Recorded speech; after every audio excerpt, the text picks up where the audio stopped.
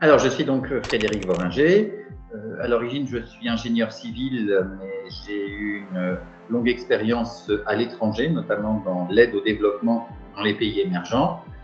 Nous nous sommes installés en Corrèze il y a 1 an et demi, et c'est comme ça qu'est né le projet de tiers-lieu, puisque je voulais faire profiter le territoire de cette expérience acquise non seulement à l'étranger, mais aussi en France, notamment dans le réseau des chambres de commerce et d'industrie, donc expérience de l'accompagnement des entreprises. Et c'est pour ça que le tiers-lieu est un tiers-lieu à visée entrepreneuriale, mais pas que. Alors, le tiers-lieu s'appelle Au Beau Milieu, avec 2 L, qui est un clin d'œil au plateau de Mille Vaches, aux portes duquel il est situé, puisqu'il se trouve à Meymac, donc en Haute-Corrèze. C'est le premier tiers-lieu de Haute-Corrèze. Et en fait, il a ouvert, entre autres avec le soutien de France Active, le 4 septembre, donc on vient de fêter nos 6 mois. Pourquoi un tiers-lieu? Parce que la Haute-Corrèze fait vraiment face au défi de son attractivité. On est dans un milieu hyper rural où finalement la population active ne se renouvelle pas, c'est-à-dire que les nouveaux arrivants, et il y en a, ne réussissent pas à compenser les personnes qui partent à la retraite. Donc la survie tout simplement économique du territoire, elle est liée à la capacité, à sa capacité d'accueillir, d'attirer et de les garder durablement des personnes de l'extérieur. Et quand on dit garder durablement, ça veut dire, comme je le dis toujours, qu'il faut passer le premier hiver en Haute-Corrèze. Voilà, il faut faire son trou. Les gens ne sont pas des Méditerranéens. Il faut vraiment réussir à lier les bonnes connaissances et être dans les bons réseaux. Et pour ça, nous nous sommes dit qu'un tiers-lieu était le bon vecteur, non seulement effectivement pour, on va dire, des nouveaux arrivants qui, se posant dans le tiers-lieu pour continuer leur activité ou même pour développer un projet, auraient l'occasion de rencontrer d'autres personnes dans la même situation, mais aussi pour rencontrer les entrepreneurs qui sont déjà là en Corrèze. Et c'est précisément l'idée d'un lieu où on a à la fois un espace de coworking, mais aussi des salles de réunion qui peuvent servir aussi pour des séminaires et des formations, et que donc des entreprises du territoire vont aussi profiter de ce tiers-lieu. Donc, c'est tout le sens de son nom, Au Beau Milieu, se positionner comme une sorte de carrefour de l'économie, et en particulier de l'économie sociale et solidaire, sur le territoire de la Haute-Corrèze. Au début, j'avais réfléchi à l'idée d'une SIC, donc une société coopérative d'intérêt commercial ou collectif, je ne sais plus ce que veut dire la SIC, mais en tout cas, effectivement, c'est l'idée qu'on a reflétée dans nos statuts associatifs d'avoir plusieurs collèges, un collège d'usagers, d'utilisateurs, un collège de bénévoles et un collège de partenaires.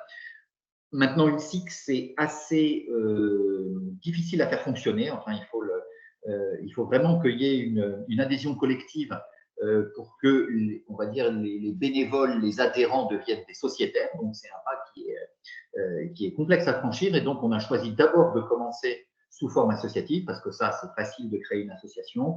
C'est aussi un bon vecteur pour bénéficier de subventions, et les subventions, qu'elles soient régionales ou locales, elles sont importantes parce que dans un milieu hyper rural comme le nôtre, un tiers-lieu n'est pas rentable avant plusieurs années. Donc, c'est important, indispensable d'avoir des subventions publiques à l'amorçage, et pour ça, le statut associatif est assez bénéfique. Donc, à la fois pour des questions d'ouverture et d'attractivité pour les nouveaux adhérents, parce que c'est plus facile de rentrer comme adhérent d'une association que comme sociétaire d'une SIC dans un premier temps. Et puis pour les aides publiques, on a choisi de commencer en association, mais on garde l'idée, on verra si le conseil d'administration et si les adhérents le souhaitent, on garde dans l'idée à terme de pouvoir évoluer vers une forme plus coopérative. Alors, la principale valeur, on va dire, du tiers-lieu, on l'a résumé dans notre raison d'être. Alors, c'est un proverbe que certains disent africain, mais qui est peut-être aussi corrézien, qui est que tout seul, on va plus vite, ensemble, on va plus loin. Donc, c'est vraiment l'idée que même si chacun arrive dans le tiers-lieu avec son projet individuel, projet d'une activité, d'un projet à monter ou domiciliation d'une entreprise déjà existante, eh bien, ce projet individuel doit aussi s'accompagner d'un engagement dans le collectif du tiers-lieu. Voilà notre principale valeur. Et derrière, on est attaché à accompagner la transition économique, sociale et écologique du territoire. Alors maintenant, dit comme ça paraît des belles phrases. Sur la transition économique, très clairement, en promouvant de nouvelles formes de travail, on est dedans. La transition sociale, on veut la faire vivre notamment, par exemple, par un café informatique dont on a déjà organisé 2 éditions et où gratuitement des gens qui n'auraient pas les moyens de se payer un informaticien peuvent venir faire débugger leur ordinateur ou installer les logiciels. Et on aura d'autres activités plus sociales. Et puis, la transition écologique, on a meublé quasiment entièrement, on va dire que mis à part le rétroprojecteur, tous les équipements du tiers-lieu sont de seconde main, les tables, la photocopieuse, les assiettes, etc. Donc, on a ce souci du réemploi. Et derrière, bien, on a l'idée de pouvoir organiser des conférences ou des débats sur les enjeux de transition écologique du territoire, la mobilité, l'eau, la forêt. Voilà, donc c'est une forme d'engagement au service du territoire qui nous semble tout à fait rejoindre les valeurs de France Active Nouvelle-Aquitaine. La raison pour laquelle nous avons connu et eu recours à France Active Nouvelle-Aquitaine, c'était pour un contrat d'apport associatif, donc un prêt sans intérêt de 30 000 euros qui nous était nécessaire parce que, comme je le disais à l'instant, un tiers-lieu n'est pas rentable dans les premières années, donc on a forcément des dépenses de salariés et des dépenses de fonctionnement qui au début dépassent largement les recettes. Parce que le coworking n'est pas extrêmement générateur de revenus, parce qu'on a le souci aussi que ce soit des tarifs qui soient accessibles au plus grand nombre.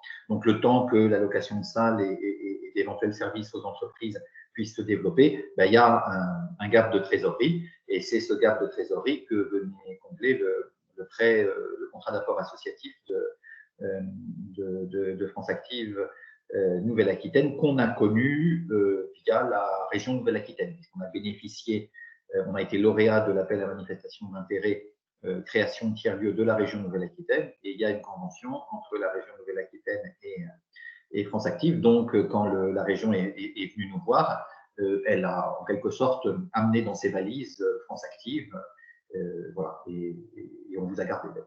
Voilà.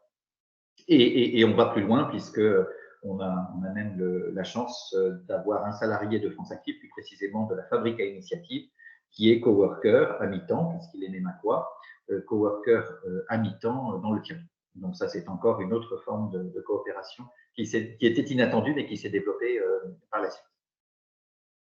Alors effectivement, c'est le tout début, et une communauté comme ça, comme on a eu l'occasion d'échanger, elle a du sens s'il y a de plus en plus de monde. Donc voilà, moi j'ai le sentiment d'être parmi ceux qui s'engagent et qui essayent de participer le plus possible aux ateliers où on est pour le moment 4 ou 5. Donc l'intérêt, c'est vrai, je ne peux qu'inciter les entrepreneurs à rejoindre ces communautés, c'est d'être plus que ça pour pouvoir échanger des expériences.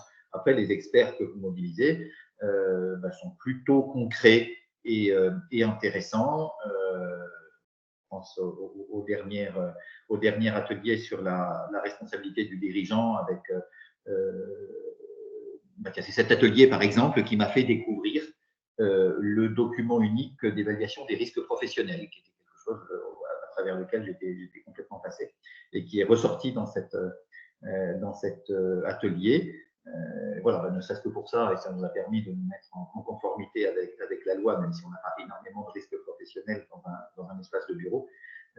Mais voilà, ça permet de grappiller des informations qui peuvent être très importantes pour la vie du tiers-lieu.